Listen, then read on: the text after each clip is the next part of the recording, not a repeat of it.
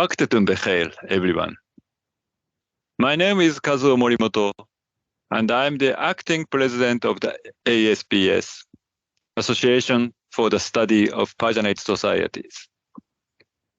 It's indeed a great pleasure to welcome all of you on behalf of the ASPS to the third and last part of the tripartite online conference entitled the ASPS Virtual Event Series 9, Iranian Heritage and Today's World.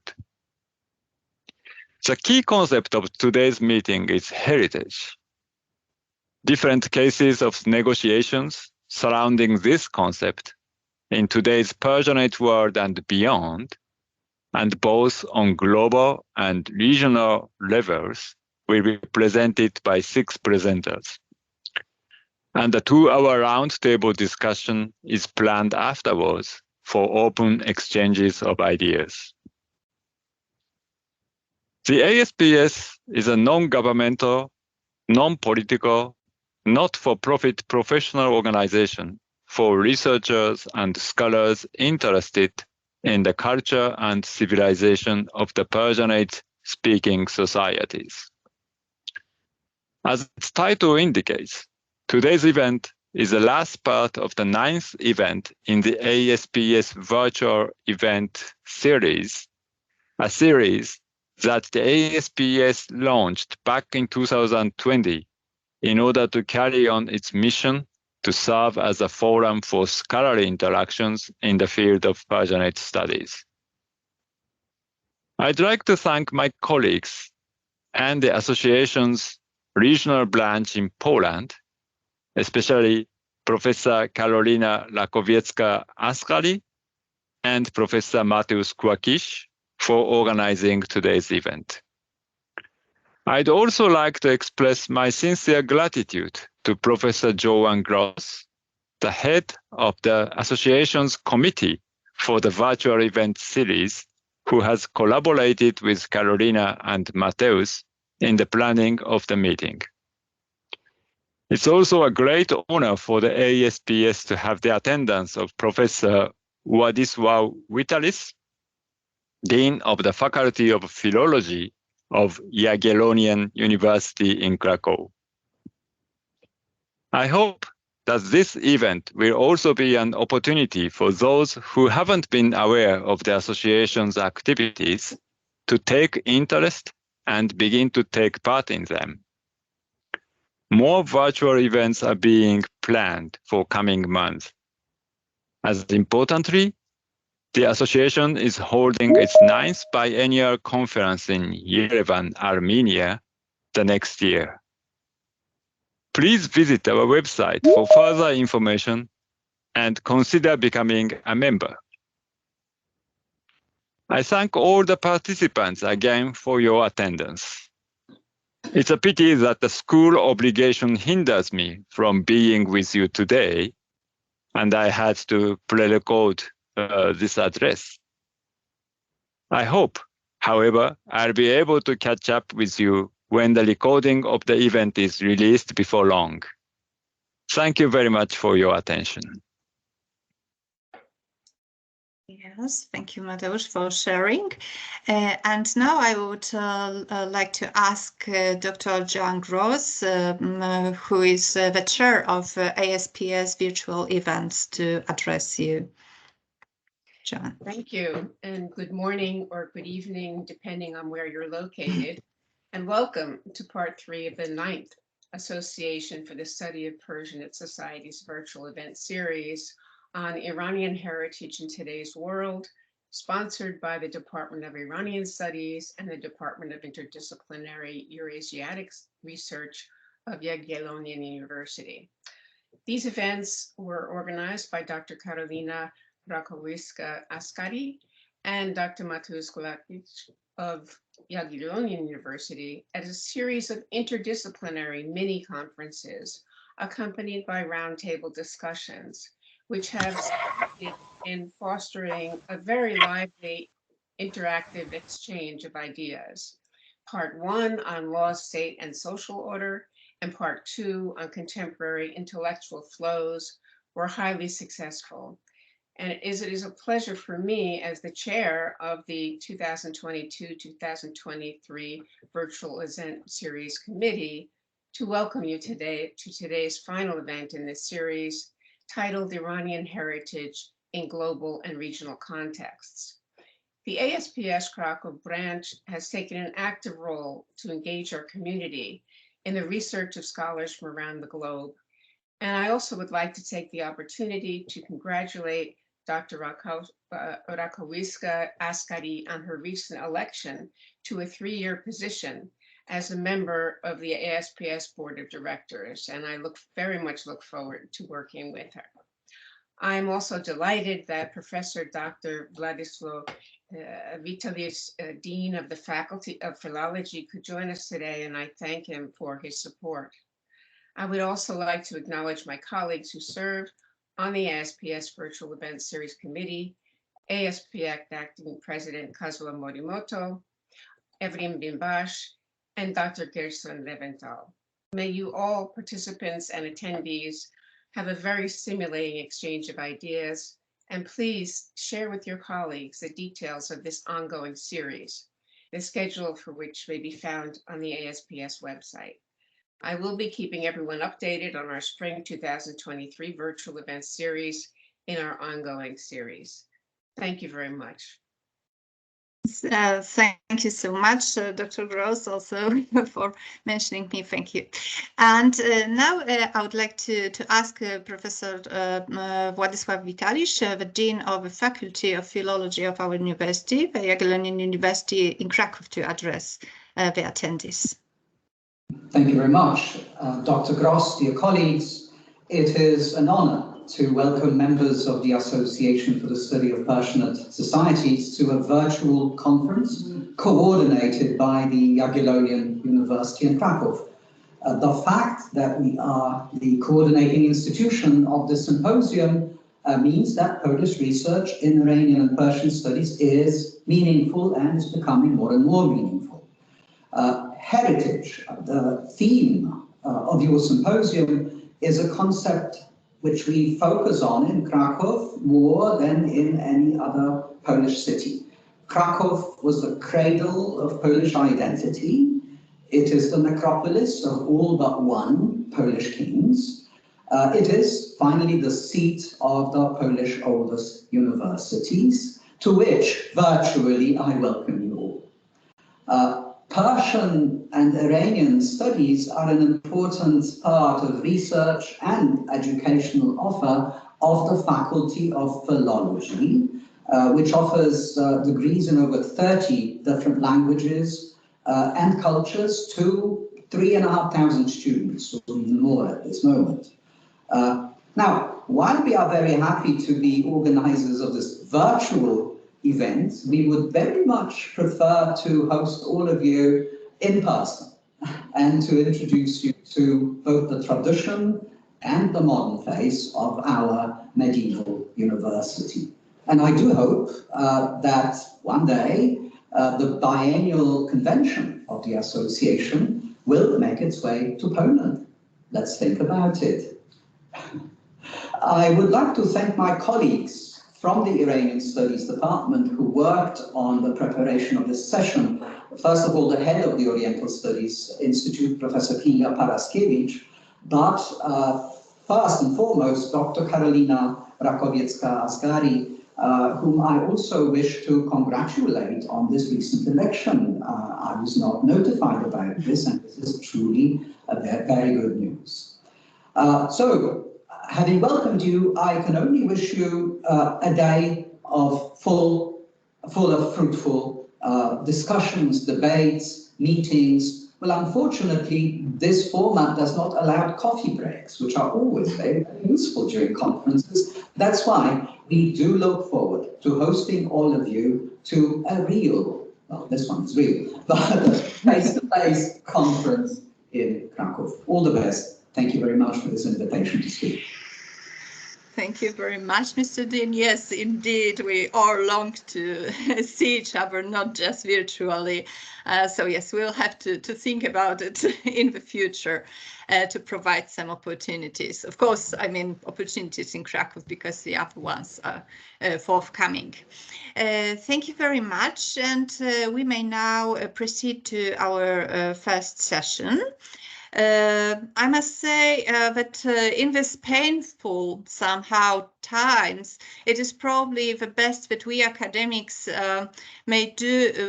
The best thing we may do is searching for links between cultural heritage and this obvious wind of change in order to somehow to help maybe to understand the new patterns and new developments.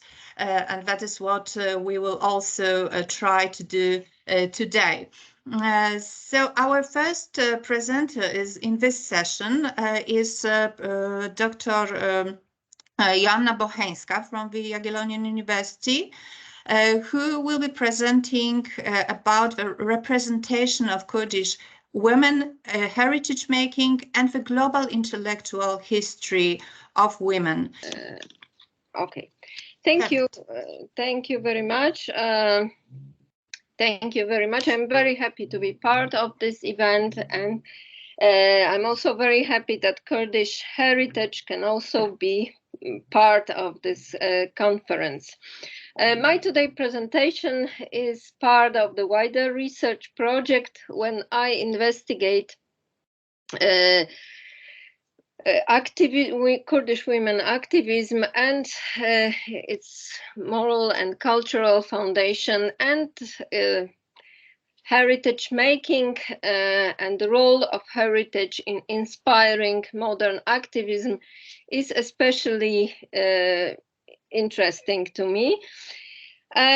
Before I switch to the very topic of my presentation, I would like just to briefly draw some theoretical framework for this research. So first of all, heritage is perceived here after Gregory Ashcroft as a dynamic process, the past that is first of all applied in the present and according to the contemporary needs of the people. So it's not that much important what the past was, but how it is interpreted today. Although, as I will show in my presentation, sometimes it is quite important to intend at least to return to these previous readings, because different readings may differently inspire modern actions. Secondly, this study is based on my previous research that was rooted in some social psychology studies results. The results that were this was the part, the study on the so-called dehumanization, and the recent studies show that we are generally dehumanizing creatures, that we all tend to deny some human qualities to the so-called others who are not members of our exact in-group. And this dehumanization, and especially its subtle forms, suggest that this process is not only widespread, but it is probably also a function of every we that constructs itself. However, there are some specific contexts where such dehumanization may be strengthened, especially when any power relations are involved, and for sure it may impact the situation and of women and minorities that I'm going to talk about today. So in other words, our contemporary need, taken up by the feminists first, but certainly not only feminists today, is to challenge some forms of dehumanization of women, What became especially apparent in my fieldwork, in the interviews with Kurdish women artists, activists, and writers, was the desire to challenge the forms of dehumanization that were linked to women's intellectual capacities and were theorized as dementalization, divesting of the mental properties, and lacking human potentials. What is also important here in the so-called Kurdish case is that it is also important to make this Kurdish heritage part of also a global and not only Kurdish minor or local intellectual heritage. In other words, making it better known to others and making it open to wider world that can get inspired and apply this heritage for themselves, so making it more universal and not simply local. I think this is one of the methods thanks to which the dehumanization, subtle dehumanization, can be challenged. Therefore, I'm focusing on some images and figures from the Kurdish heritage and conduct this study by two different methods. One is the textual interpretation and the other the fieldwork and the interviews with women activists, artists, and writers. For that purpose, in this presentation, I will focus on a literary character from the best known Kurdish epos Memuzin by Ahmed Ehani from 17th century on one hand, and on the other hand on the Kurdish women poet and author of the chronicle about the Ardalan Emirate, Mastura Ardalan. In the first case, I will propose an interpretation of the poem which can provide us with some interesting knowledge and perspective regarding women intellectual or spiritual representation in the Kurdish past. In the second case, I will deal with the modern reception of Mastura Ardalan, where reading is secondary and what is of primary interest is the contemporary narrative created about her by the women activists and artists and writers. Also, it allows me to focus on both Kermanji and Sorani, or even Gorani Kurdish heritage from two different parts of Kurdistan, one Bakur, the Turkish part of Kurdistan, and today, and the other Rojhelat, the Iranian Kurdistan.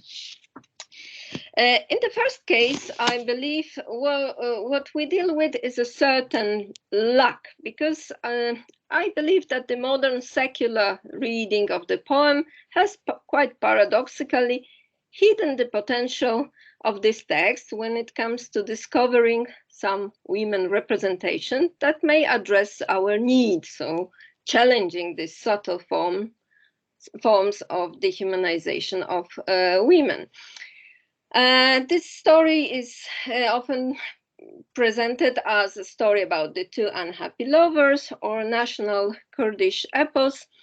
But what we need, I think, is to return to the mystical context of this great work and to see it again as a part of the wider Muslim world heritage, where the main desire was to become closer to God and not necessarily to improve earthly life and social life.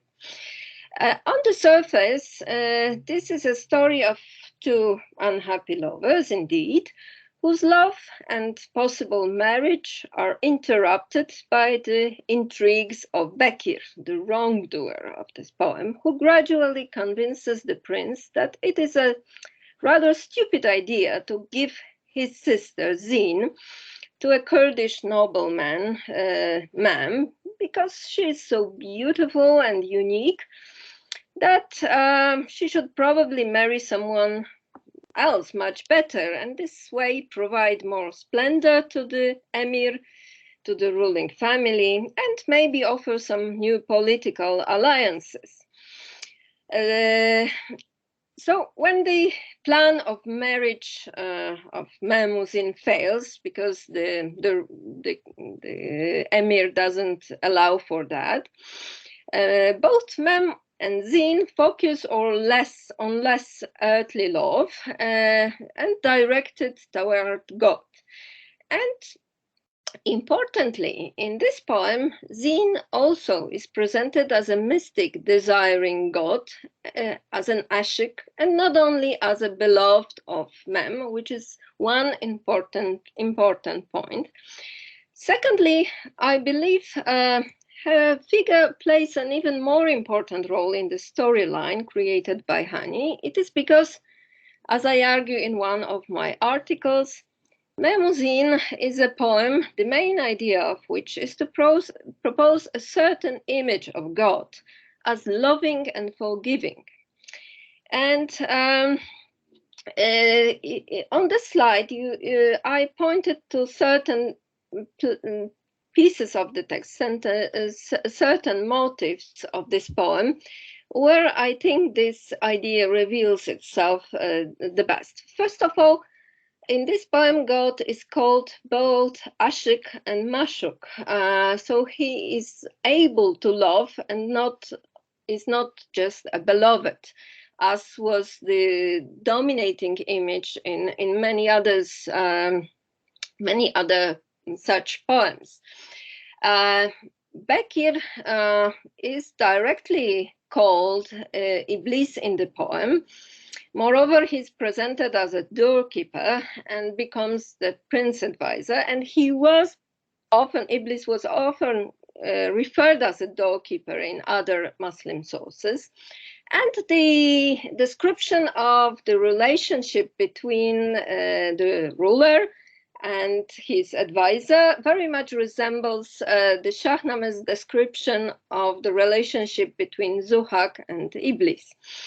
I think this the Hani's idea is that because God's love, grace, and forgiveness are limitless, even Iblis can be forgiven, and Zin becomes a person thanks to whom this forgiveness is actually possible. Because it is at the end of this poem, we learn that it is Zin to ask everyone to forgive Bekir, and reveals his wrongdoings as being part of God's plan. So she's also the one who can reveal this God's plan to everyone, including the reader. It is the part of the poem. To sum up, what becomes apparent is that Zin was made quite an independent actor, to use the modern language, in this story. She's not simply a beloved of Mem, but she's also a mystic, and her ability to ask forgiveness for her enemy makes her closer to God and a source of spiritual, if not intellectual, strength and perfection. Of course, today we can discuss and challenge also the idea of limitless forgiveness and an image of woman who is as if designated to forgive. But it does not change the potential this reading of the poem offers us, namely that we can see woman shown by Hani as able to be a mystic, so in a way equal to a man according to Sufi standards. This is one thing, and secondly, as a source of spiritual perfection, and spiritually powerful and closer to God. So very high on this hierarchy, mystical hierarchy.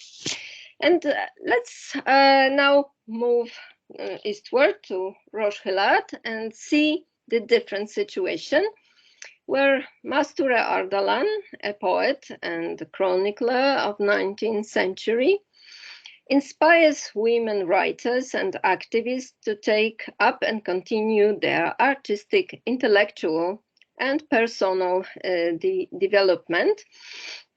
And this will help us also to see the role of the past and of Kurdish heritage in empowering such development, because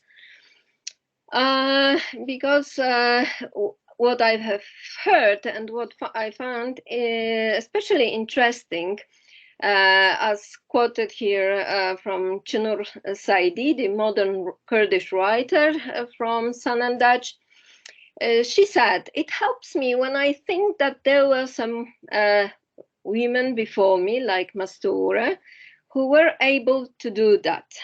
So it, in a way, this conscious supports women's self-confidence.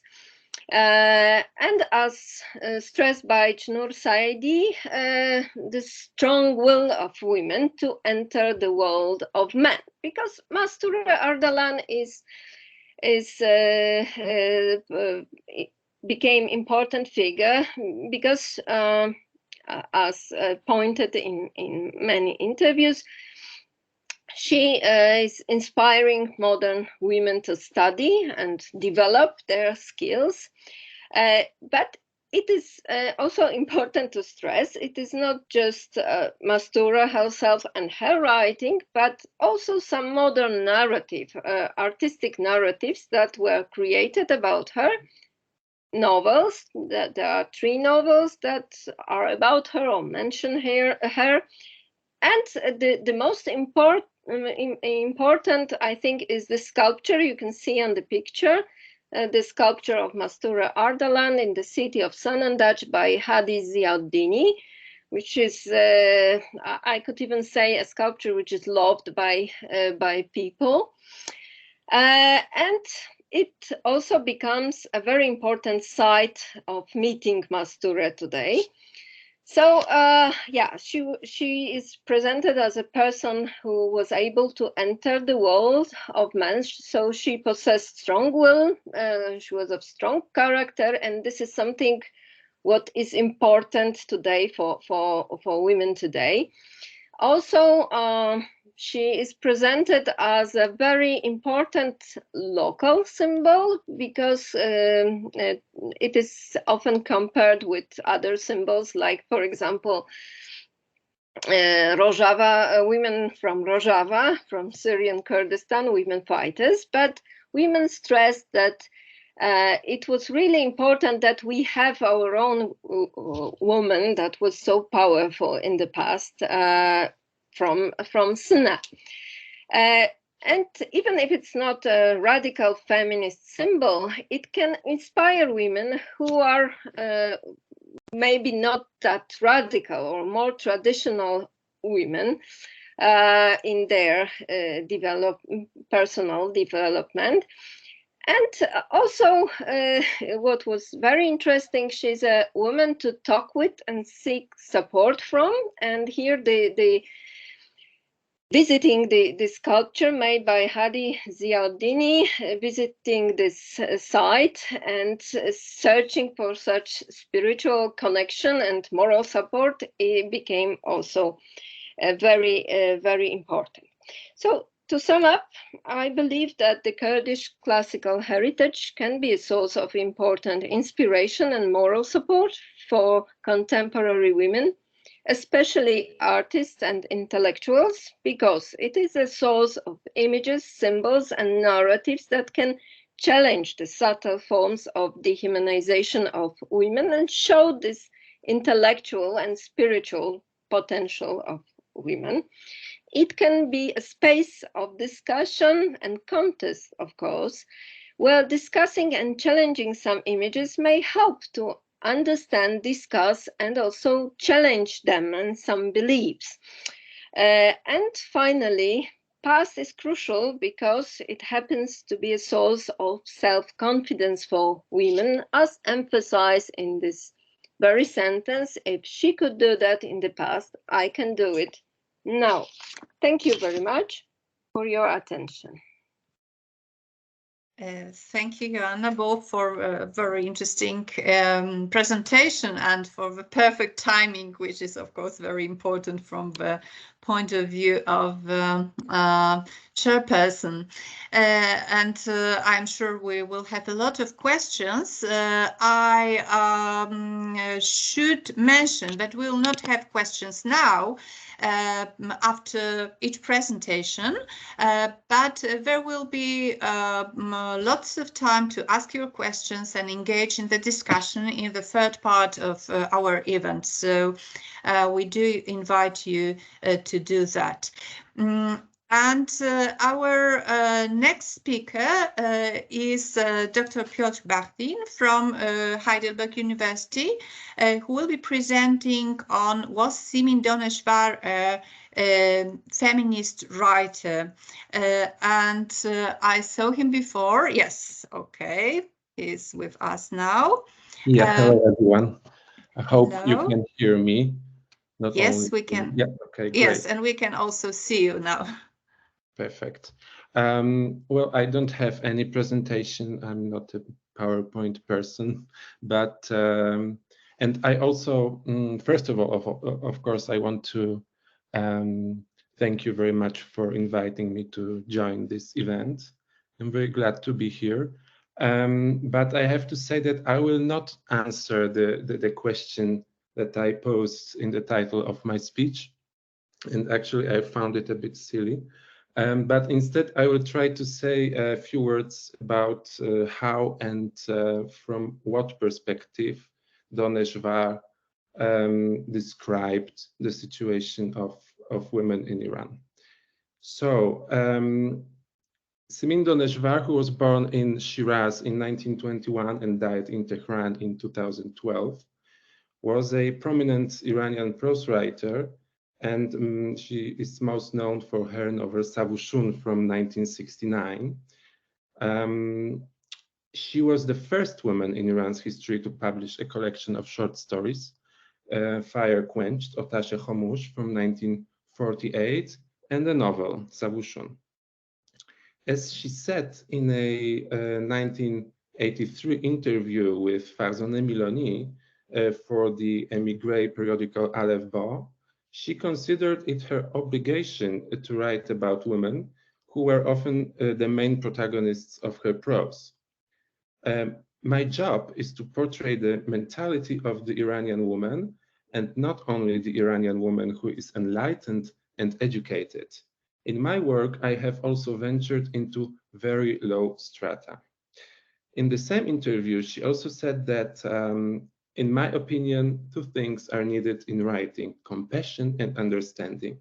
My heart beats for humanity. There is an amazing amount of compassion in me. Some people mistakenly think that I am good-hearted, but this is not the goodness of heart, it is compassion. I really get sad from the sadness that people feel, and I enjoy their happiness. I understand them. So here I look at some of the female characters in Doneshvar's short stories, included in two collections: A City Like Paradise, Shahichun Behesht from 1961, and Whom Should I Greet, Beki Salam Konam from 1980. And I'm trying to answer the question of to what extent Doneshvar's realistic method allowed her to describe the plight of Iranian women with compassion and understanding, the qualities she considered crucial to her profession.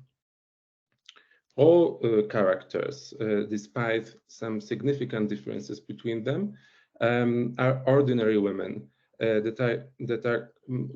who are caught up in the violent patriarchal family and social relationships. And I also look at the secondary female characters in the analyzed stories, and some of them may be considered following Rivan Sandler as models, others as anti-models. But in both cases, the dynamic between them and the main characters sharpens, in my opinion, Doneshvar's judgments about the injustices and violence suffered by women.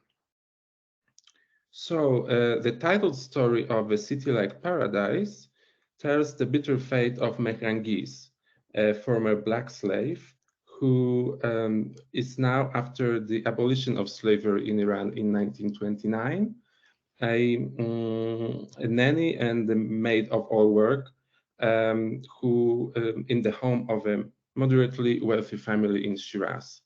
Mehrangiz's story is told from the perspective of Ali, the son of Mehrangiz's mistress.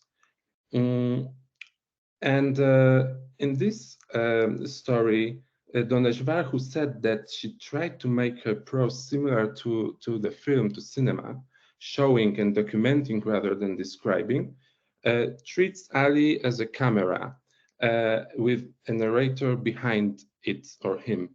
And this allows to show how the violence in this extended family, of which Mehrangiz was a non-member, affected the children. I would say that a gradual process of erosion of the inherent goodness of children is one of the topics of this story. Doneshvar sympathizes with Mehrangiz, who is portrayed as an innocent victim of violence and cruelty, and she presents her plight in such a way that readers sympathize with her as well. She points to Mehrangiz's race as the source of her oppression. However, A City Like Paradise is not a story about racial oppression, but about the pathology of family relationships resulting from patriarchy and toxic traditions in a culture of violence. It is a story about the perpetuation of inequality and the repetition of patterns of violence that are entrenched in society and the family. All characters of this story are unhappy in one way or another, precisely because they are caught up in a relationship of power and submission. Mehrangiz's race and class subjugation is portrayed by Doneshvar as one form of subjugation in general, as expressed in Ali's words that it is not only blacks who are cruelly treated. And this treatment of the race issue is, of course, problematic, as Amy Motlak pointed out in her article Translating Race, Simin Doneshvar's Negotiation of Blackness. Doneshvar based the character of Mehrangiz on her own black nanny, and while living in the US in 1952 to 1953 as a Fulbright Fellow at Stanford University, she became interested in the American civil rights movement. However, as Motlak notes, she had difficulty seeing domestic servants as having souls, and the character portrayed as the true victim is Ali, whose inability to achieve the signposts of manhood, for example, employment or marriage, is obviously signaled as the true tragedy of the story, even though it concludes with Mehrangiz's abject death. Nonetheless, Doneshvar succeeds to some extent in raising the issue of the, let's say, an identity trouble among black slaves in Iran and later among freed black Iranians. Mehrangiz attempts to construct or reconstruct her identity around her ancestors or her origins, which is of course impossible due to the rupture of cultural continuity and the uprooting of black people. Doneshvar points this out at the very beginning of the story, primarily by showing the break in linguistic continuity. While Mehrangiz's mother still speaks their language, Mehrangiz speaks only Persian. On the other hand, Mehrangiz internalizes a sense of inferiority towards Iranian masters and calls herself, for example, in English translation, a useless N-word. Mehrangiz's superstition and her resort to magical practices are portrayed by Doneshvar as essentially the only sphere in which a black servant could feel any kind of agency. An example of this is Mehrangi's making of wax puppets that represent Ali and his cousin Nayer, to make the two cousins who are attracted to each other and who have known each other since childhood marry when Nayer's mother finds another candidate for her. Eventually, Nayer enters into an arranged marriage, and Mehrangiz is severely beaten by Ali's mother for witchcraft and thrown out of the house. Ali's mother, the anti-heroine of the story and the main enforcer of violence and cruelty against Mehrangiz, evokes at the same time some sympathy. Doneshvar portrays her as a victim of the traditional patriarchal family and patriarchy in the larger sense, who was spoiled by the world in which she lived. Her in-between status allowed her to function in the dual role of executioner and victim, as seen in her reaction to her husband's sexual abuse of Mehrangiz. Ali's mother, who knows that her husband is sleeping with Mehrangiz, can only indulge in minor acts of malice, such as hiding her husband's glasses from him. Doneshvar shows that violence is linked to gender and class hierarchies. The highest in the hierarchy is the father, who rapes the black maid. Next is the mother, and at the very bottom, of course, is Mehrangiz. The mother cannot raise the issue of her husband's infidelities with him and pretends not to know about anything.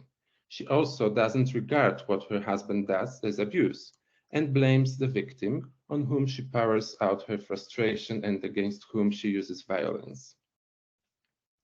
Violence, especially violence perpetrated by men against women, also permeates the world depicted in the story Whom Should I Greet? From the collection under the same name. The main protagonist of the story is an old, abandoned, and impoverished woman named Kokyab Sultan. In the interview with Miloni, Doneshvar, who taught aesthetics at the university, expressed the opinion that a literary or artistic work must be complete, meaning that neither anything can be added to it nor anything subtracted from it. I'd say that she seems to have succeeded in approaching this ideal, not only in this story, by the way, and also in keeping with Doneshvar's own words that in the collection Whom Should I Greet, each story develops with its protagonist. That is, it tunes into the protagonist's state of mind and mood.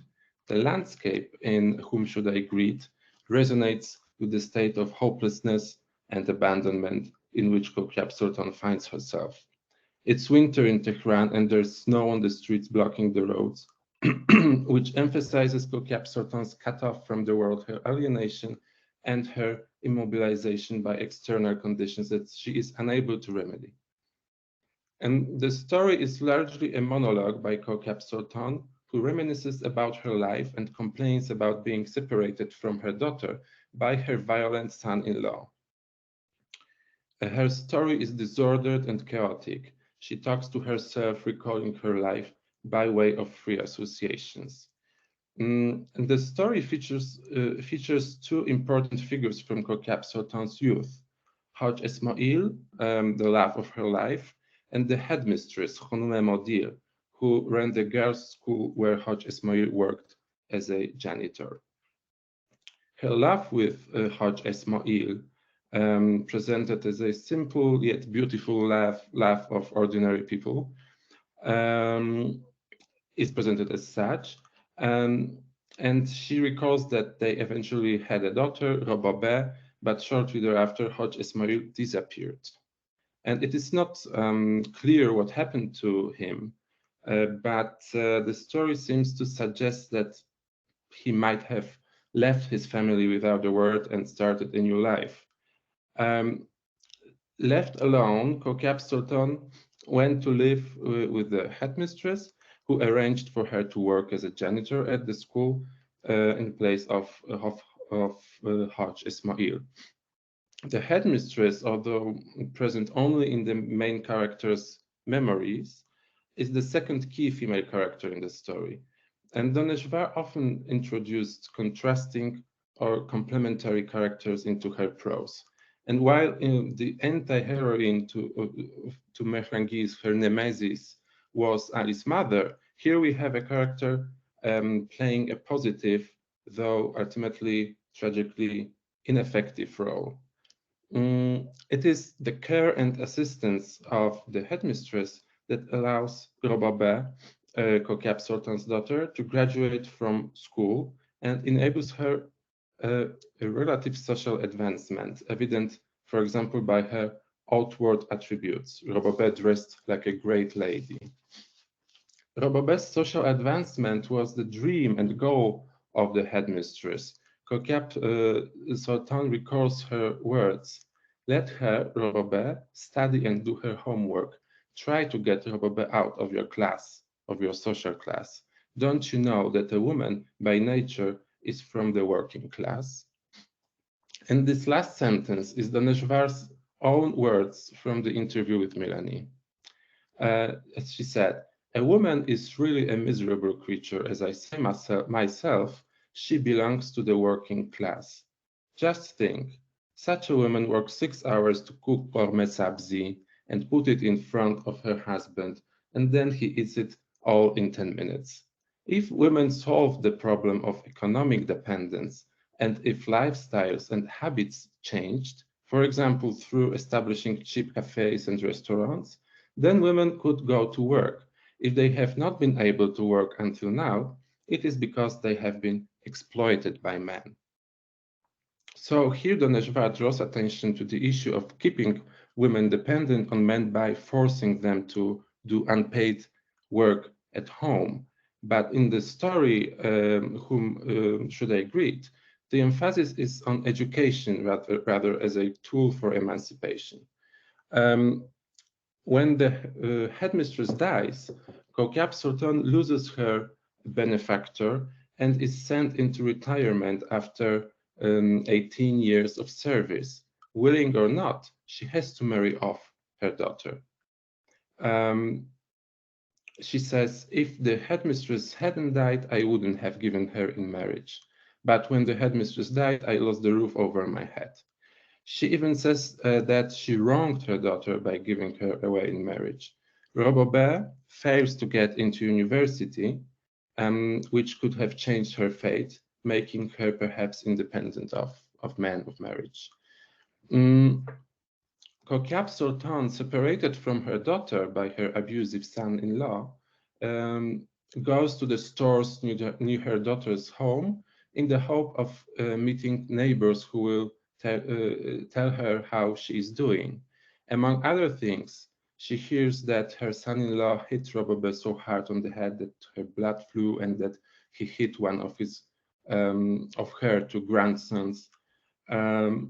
And as in the case of Mehrangiz, Kokab Sultan, powerless and with no real methods left to have an impact on reality, leans toward magic and plans to curse her son-in-law using a special magic formula, Namo 02i, that she wants to learn from her neighbor. So in Whom Should I Greet?, a tale of failed social advancement, Doneshvar draws attention to the fragility and impermanence of female interclass solidarity. Because when the guardianship of the benefactors, of those female benefactors, ends, the women of the popular class or their daughters are thrown to the prey of men. And this topic recurs in the short story Anis. In this story too, the world described by Doneshvar is full of violence and cruelty. After arriving in Tehran, Anis, a village girl who fled with her mother and sister from her husband's violence, was susceptible to other forms of violence and abuse by men. Not only unsuitable or irresponsible fiancés and husbands, but also, for example, professional matchmakers who would make money from women's dependency. Doneshvar says that women's social advancement was possible either through marriage or, as we know from the previous story, education. But the fate of an uneducated girl like Anis depended entirely on men. She could count on the favor of a female benefactor from the middle or upper class, but this relationship was hierarchical because the girl worked in her benefactor's household as a servant, and for Anis, her benefactor was Batul Khonum, a literature teacher in whose home Anis spent 6 years as a servant and cook. Batul Khonum helps Anis obtain a divorce from her first husband, which was made possible by the enactment of the Family Protection Law in 1975, introduces herself as her second mother, tries to protect her from irresponsible men, matches her with candidates for husbands who are good in her opinion. But there is a lady-servant relationship between them. Women of the popular class are treated as commodities and cheap workforce, and the urban women of the upper class also have a hand in this. Although they surround their protégés with care, they do so in exchange for their work. In the interview quoted before with Farzana Miloni, Doneshvar said, "My message to women in Iran and around the world is, do not be like ivy, don't wrap yourselves around men like around a tree, and be yourselves." It can be said that Anis is precisely like ivy wrapped around a man. She is not herself. She takes on the identities of successive husbands, like masks or costumes. It is, by the way, through her changing clothes that her successive identities are expressed. First, that of a liberated girl when she's the fiancée and briefly the wife of Muhammad Agha, that of a religious organizer of very pious organizer of women's religious gatherings when she is married to Hossein Agha. Finally, that of a happy middle-class housewife when she finally becomes the wife of Mr. Barzanti. And these mask identities are embraced by Anis with seriousness and commitment, and they become her faces, to such an extent that as the organizer of religious gatherings for women, she eventually begins to have visions and dreams of imams. It seems to me that Doneshvar shows that women's popular religiosity is indeed powerful, both individually and collectively. And Batul Khonum admires how Anis helps other women, but at the same time, the writer seems to suggest that the motive that drives women to religious freneticism is insecure identity, maybe even loneliness or frustration. Women's frenetic religiosity and even bigotry are portrayed by Doneshvar as a way to find a quasi-agency and a sense of meaning and purpose. Another example of this is Ali's older sister in a city like Paradise, who falls into bigotry because she became an old maid, which was a dramatic situation for a woman living in a patriarchal culture that assigned her the role of wife and mother. But who really was Anis? What would being herself mean in her case? Was there a real face at all under the masks she was putting on? And this question of women's subjectivity, their identity, or rather the lack thereof, was raised by Doneshvar more than once. In the short story The Accident, Tasadov, also from the collection Whom Should I Greet?, the narrator's wife is possessed by the idea of driving a car and then by the car itself. In this somewhat tendentious, I'd say, and comical, ironic short story, in which the views of Doneshvar's famous husband, Jalal Ole Ahmad, can be read, the writer criticizes the materialism, shallow indulgence in the science of modernity and westernization of the Iranian middle class. I'm awful sorry, but I will have to ask you to get to the summaries. Okay. Yeah, sure. So I just get to the conclusions. Doneshvar emphasized her intellectual independence and her reluctance to join the ranks of any party or organization with a particular ideology. Describing the intellectual climate of the 1940s in Iran, when writers and intellectuals were attracted to the slogans of socialism, democracy, or humanism, she said, "But for me, the most attractive thing was humanism, which put humanity and the search for ways to make it happy at the center." And also she made some remarks that I think I would suggest that although feminism was not among those isms that she mentioned, she idealized the prehistoric legendary era of matriarchy, and she also seemed to suggest that humanism had a feminine face. But what I want to say at the very end is that Doneshvar claimed that she felt her job was to document with the addition of imagination, and that the role of a writer is to serve society by creating literature that describes the lives of ordinary people. And she suggestively described women's entanglement with men, portraying complex class dynamics that were often based on violence. Her leftist perspective led her to identify economic issues as the main source of women's oppression and dependence on men. At the same time, was she able to move beyond her privileged position to write about popular class women without prejudice and with understanding? Well, I leave this question open for now. Thank you very much, and sorry that it took so long. Thank you very much. And I must say it's heartbreaking that you will not be staying with us for the discussion. You won't be able to, but I'm very sorry about that. Yes, let's hope to have some other occasion in the future.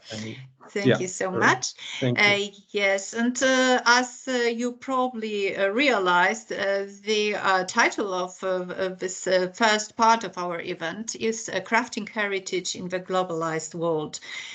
So we started from the women's issues, but our last presentation gives us a little bit different perspective on the forgotten Polish episode in Persian literary fiction, a creative bricolage. That is the title of the presentation of Professor Anna Krasnowolska, Professor Emerita from also our university. So I now ask you to start your presentation. Professor? Can you hear me? Yes, we can. Yes, hello everybody. I have to apologize that you won't be able to see me, but I hope I can be heard. And I can add that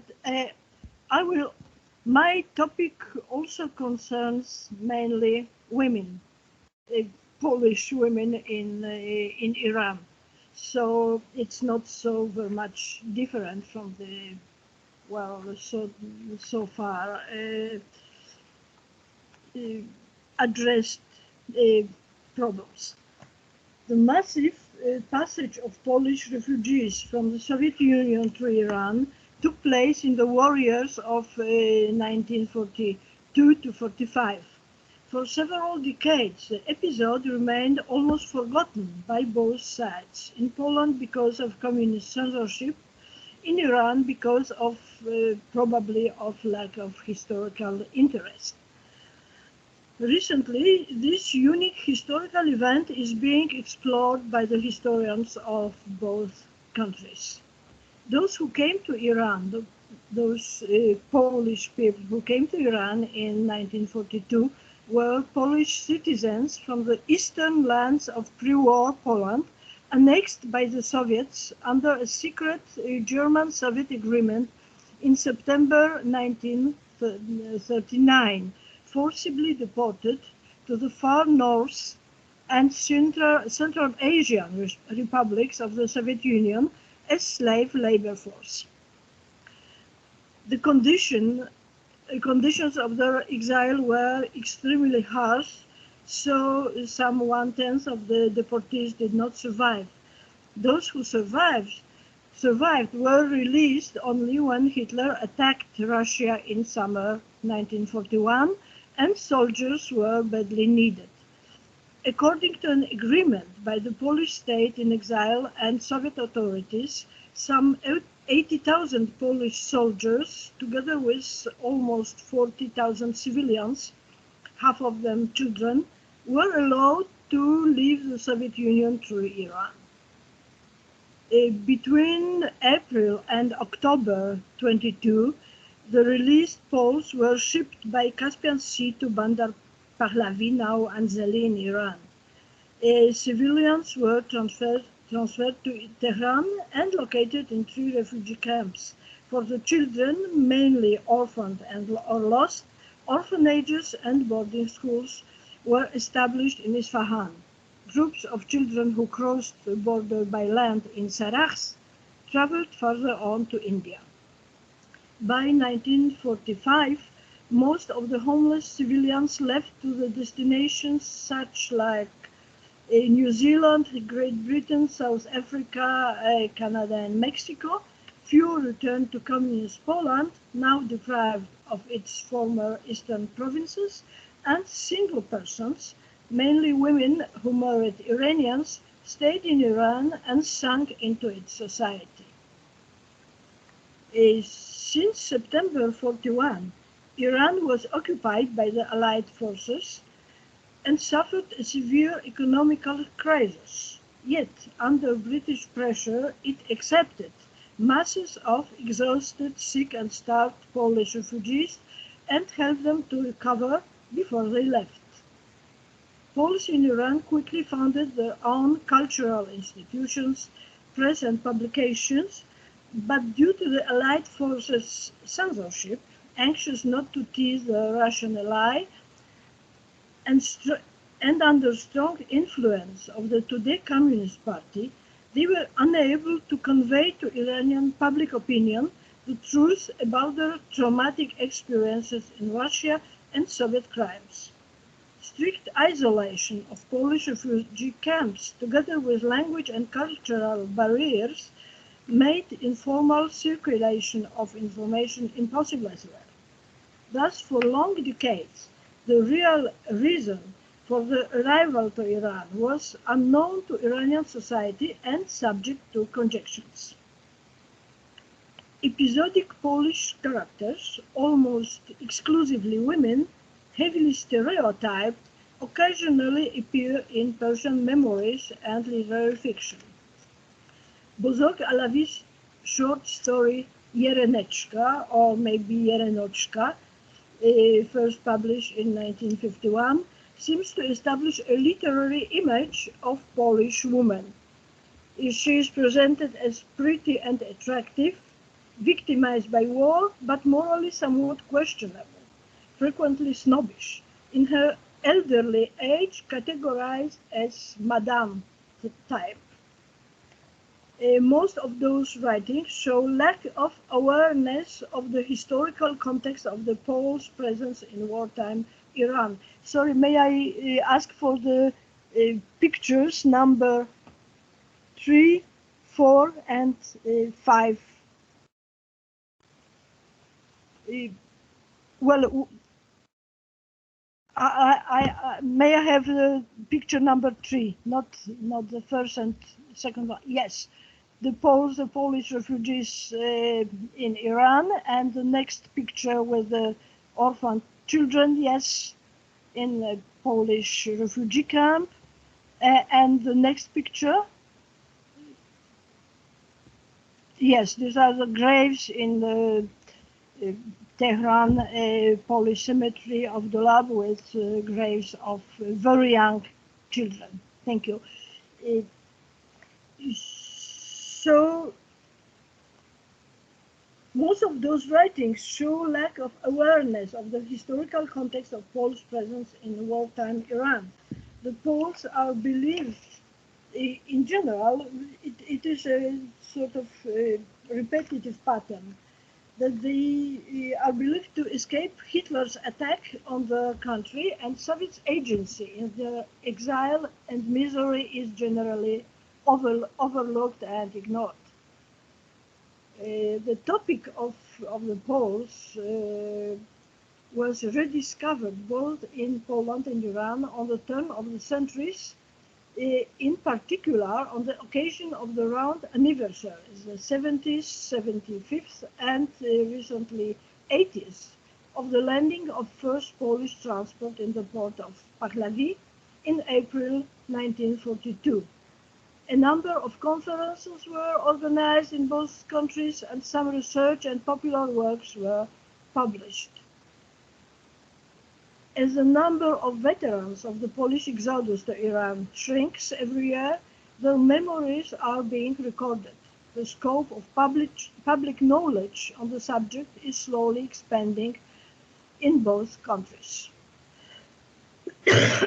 Recently, the theme has been revisited by several Persian prose writers with broader historical awareness of the event. In their novels, one can notice some modifications of the standard narrative on the displaced Poles. The authors point to the Soviets as responsible for their sufferings and try to connect their stories with the historical events familiar to their Iranian readers. The present article concentrates on two books. Please show the covers, yes. The first is To Be Isfahan Baz Khahi Gasht by Mostafa and Safi, and the next one is Khaneh Lahistaniha by Marjan Shir Mohammadi, both published in 2016. The action of both novels occurs in the post-war period, in the 60s, 70s, and the first book even takes us up to the 2009. But through the retrospective passages, they tell the crucial moments of Polish deportees' exile, the circumstances of their arrest, the nightmare journey to Siberian destination, inhuman conditions of the exile, and their happy entrance to Iran. Now the horrifying descriptions of the deportees' Siberian slavery seem to become a common topos of the Polish narrative. We are probably facing the emergence of a new stereotype knowledge concerning the Poles in Iran. The authors of both books draw the details of their narratives from a limited stock of sources available in Persian. Few personal memories, articles, films, and press material of which they try to build a coherent image of the historical event.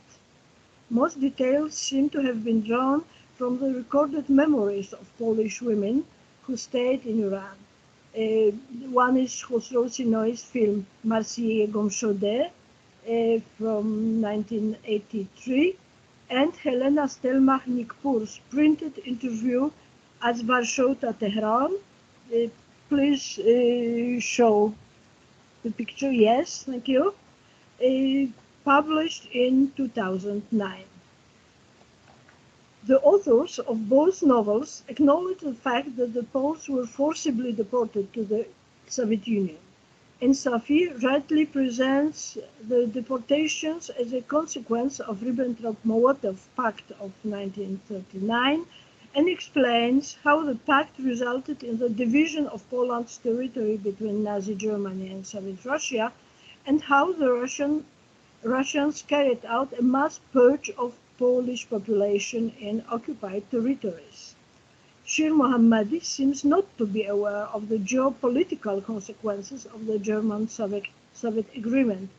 In the memoirs of her Polish heroine, these are German soldiers who load the people on a train and send them to an unknown destination, which turns out to be Siberia.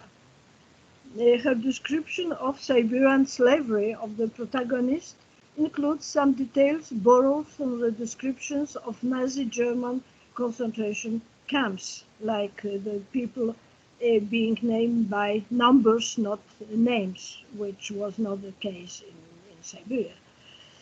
So we can see she follows the pattern established by her predecessors, the previous authors. Polish heroines of the novels are the women who settled in Iran and became a part of its society.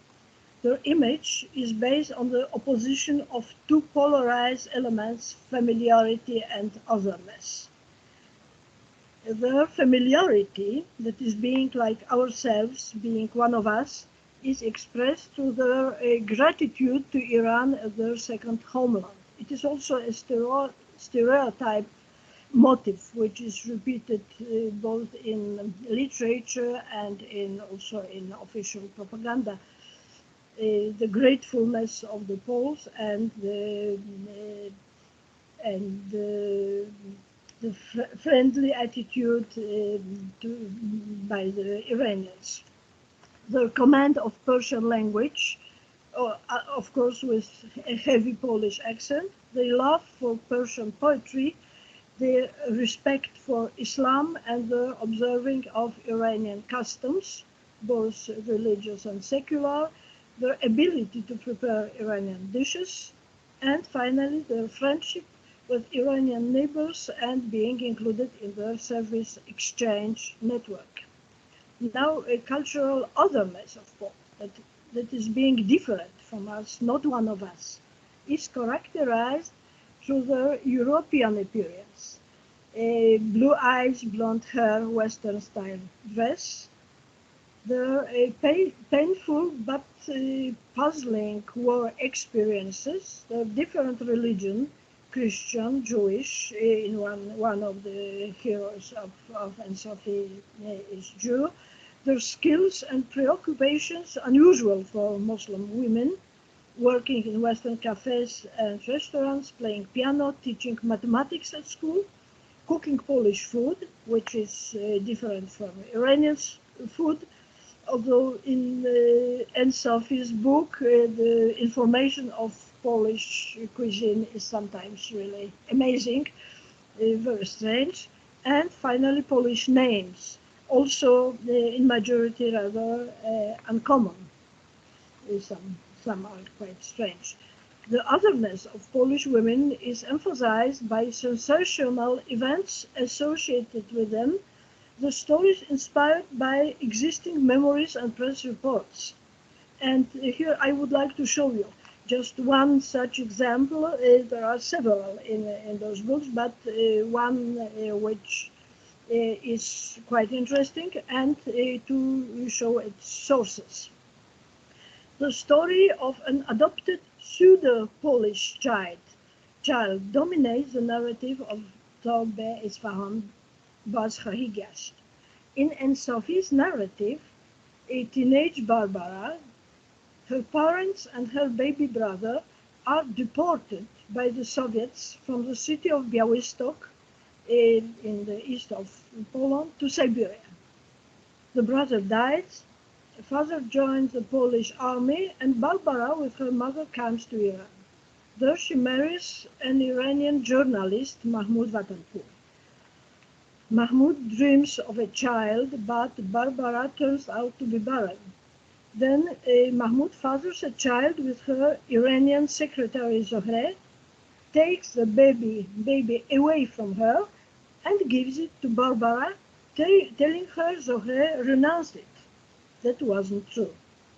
Soon after, Mahmoud dies, shot dead in an attempt, and Barbara brings up the girl, Adriana, with a sense of half-Polish identity.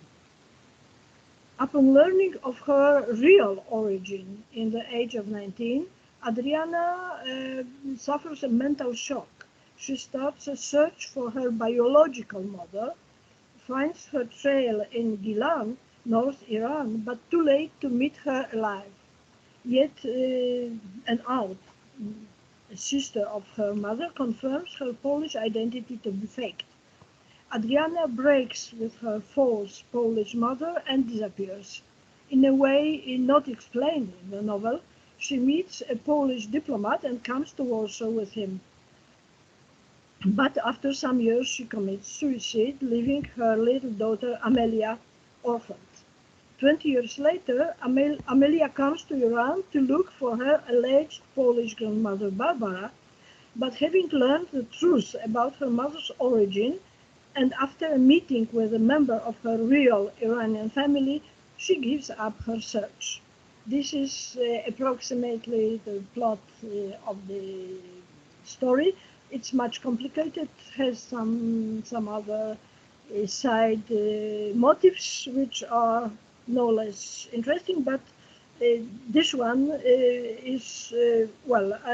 has some interesting sources. This story has a prototype of which two versions at least are known. The first one is a feature film by Khosrow Sinoi, Yar Dar Khaneh, of 1987. So was his first film, his document film, Marseille Gomshode, was made 2 years later, or 4. This one is a feature film. The other one appears in Helena Stelmach-Nikpur's interview published in 2009. In both versions, the child in question is a boy, adopted by a Polish-Greek couple and firmly convinced about his Polish roots. This is what Helena Stelmach-Nikpur is telling. Would you show her? Yes, this is Mrs. Helena Stelmach. She died in 2017, I think. Yes, here we have her grave in Dulab Cemetery in Tehran. So this is a quotation from her memories. After many sufferings in Siberia, Bella, a Polish girl, entered Iran together with other Poles. In Tehran, she married a man of Greek origin named Aliko, who owned a large restaurant in Shahrezad Street. This is Enqilab of today. This couple, after several years of marriage, had no children, although the man dreamed of them. There was a woman from Rudbar in the north working in the restaurant. It is also a part of Gilan. She had a secret love affair with her boss, that is Bella's husband, of whom she got pregnant. One day, I met Bella in Shahrezad Street, carrying a baby boy in a stroller. She told me the baby was there, but obviously, the couple decided to adopt and raise their employee's child. The real mother consented to give up her child against a large sum of money, and she was dismissed. The boy grew up. He was sent to a school and stayed with the family as long as Aliko was alive. Having inherited all his property, the boy sold the restaurant and decided to go to Germany to continue his studies. Apparently, when he applied for a passport, Polish embassy refused him. They made him understand that his mother was Iranian and that he should apply for an Iranian passport. But the boy would not listen. Even when he was taken to Gilan for a confrontation with his original mother, he protested and left the meeting, and still he was convinced that his mother was Polish. That's why from Germany he traveled to Poland, though he learned the language and continued his studies. At present he lives in Germany as a successful man, and still he does not believe that his mother was Iranian. In his opinion, a plot had been hatched in order to exclude him from Polish society. That is Helena Stelmach. In Sinoi's film, the boy, called Sohrab Velyanek, adopted by Bella and her Greek husband, has distinct Negroid anthropological features from which his mother's origin from black slave ancestors can be guessed. So it's a person like Mehrangis of Daneshvar's short story. The boy's apparition makes his European roots even more improbable. In the film, Sohrab is fascinated with the Polish war odyssey, which he watches on TV, probably in Sinoi's film, and in spite of his friend's efforts, refuses to acknowledge his true Iranian mother, a blind, lonely old woman who lives in a poor house. Instead, Sohrab is looking all over the world for his alleged Polish family and plans to join a relative finally discovered somewhere in Australia. Professor, I am so sorry, but I have to ask you to get to the conclusions because we run out of time. Yes. Fascinating as it is. So just short conclusions. Both versions of the story, novel and the film, seem to bear an indirect message that the alleged Polish descent of the protagonist, embellished with the myth of the Siberian exile, is a mere illusion, and his or her real homeland is Poland, is Iran. In Safi's novel, the pseudo-Polish child is male, but the basic elements of the story remain the same. A mixed couple in which the Polish wife is infertile, a husband who fathers a child of his Iranian mistress and offers it to his wife, a child brought up in a belief of being Polish, and her serious identity crisis in adult age.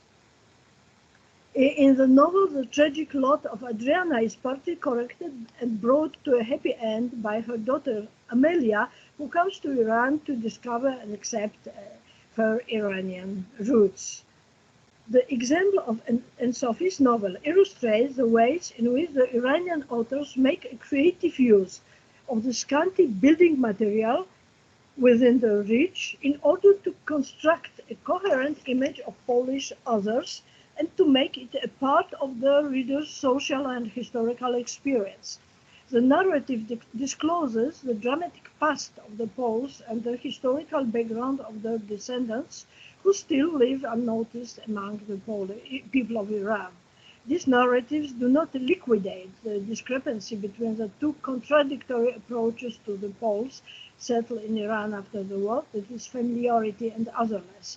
However, they attempt at a more thorough, closer to historical truth insight into their stories, thus showing the readers a link between the 20th century history of Iran and East Europe, which traditionally has been left beyond the Iranians' geopolitical horizons. Thank you very much. Thank you very much.